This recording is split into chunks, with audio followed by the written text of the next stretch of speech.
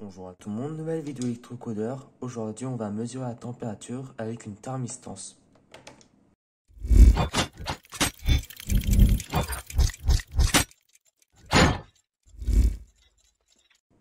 Pour mesurer la température avec une thermistance, c'est pas très compliqué. Ça aura besoin d'une thermistance. Les thermistances, on les trouve souvent soit dans des frigos, dans des appareils où c'est froid, par exemple dans des congélateurs, sinon, ou on peut aussi les retrouver dans des piscines, puisqu'ils sont plutôt adaptés pour être dans des lieux humides où il faudrait que ça soit bien isolé en fait. Et les câbles en général ils sont plutôt souples, donc c'est pas mal. Et on lit la température avec 2 câbles seulement. Donc je vais commencer à passer au câblage. Donc d'abord je vais insérer les 2 fils dans ma breadboard. Et les 2 fils ils n'ont pas d'importance. C'est ce qui est intéressant dans la thermistance, on n'a pas de sens.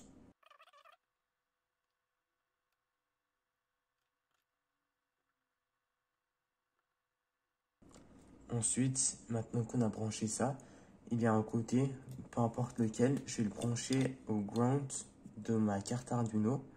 Donc moi je vais prendre celui de ce côté-là. Donc je le relie directement au ground de ma carte Arduino, comme vous pouvez le voir ici. Ensuite, on va prendre une résistance de 10K.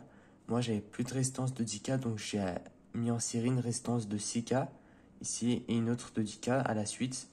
Donc ça fait une résistance de 10K. 6 plus 4, ça fait 10. Ensuite, je relie un côté à l'autre pin de ma thermistance et à l'autre bout, donc ici. Donc je peux le mettre ici, de toute façon ça n'a pas d'importance.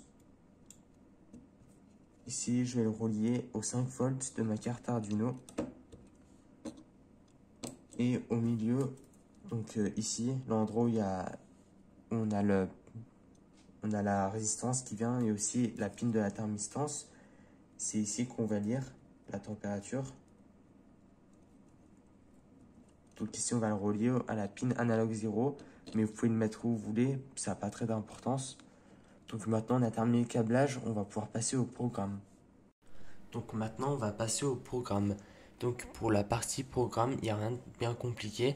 D'abord, on va initier la pin de lecture, donc la pin analogue 0, c'est la pin où on va lire. Ici, on va définir la résistance du thermistor. En général, c'est 10K, donc 10 000 ohms.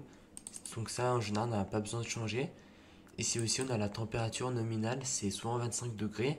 Dans les thermistances, ça aussi, normalement, vous n'aurez pas besoin de changer. Après, ici, il y a 2 valeurs, ça, pour l'instant, on ne va pas s'en occuper. Après, la résistance de série, donc nous, ici, on a choisi une résistance de 10K. Mais normalement, on aurait peut-être pu prendre une autre, mais moi, j'ai voulu rester simple, je n'ai pas voulu changer. Ensuite, ici, on initie le port série à 9600 baux. Ensuite, ici, on continue, on fait quelques calculs. On commence à faire des calculs ici. Donc après, on commence à afficher les valeurs dans le port série. Après, ici, il y a un long calcul. Je ne pourrais pas vous expliquer, parce que moi-même, je ne suis pas très habitué à faire ce genre de calcul. J'ai trouvé ça sur Internet. Et après, on affiche la température sur le port série. Et chaque une seconde, on récupère la température. Et on la réaffiche. Donc ça recommence à lire. Ça réaffiche. Ça fait une boucle en fait. Donc là, j'ai juste à brancher ma carte Arduino. Sélectionner la carte Arduino Uno. Après, ça dépend si vous avez une autre carte. Vous pouvez prendre une autre carte, bien sûr. Le port, moi, c'est ACM0 sur Linux. Et pour ma carte Arduino Uno. Donc après qu'on est bon, j'ai juste à téléverser.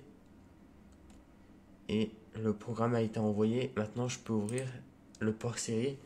Et on lit 29 degrés. C'est peut-être pas une température réelle, mais là, ça peut venir des câbles qui sont pas très bons. Aussi de la breadboard. Puisqu'une fois que je touche un peu, vous voyez, ça bouge beaucoup la température.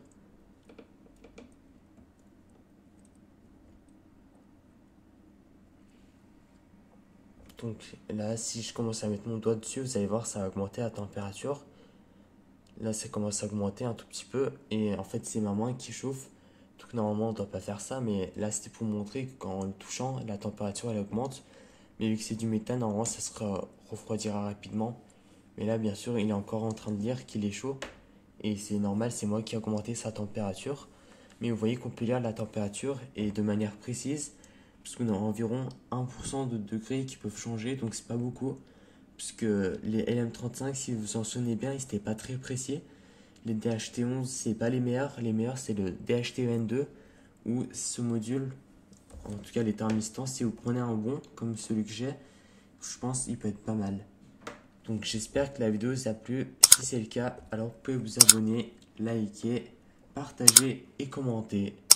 C'était Electrocodeur. Ciao!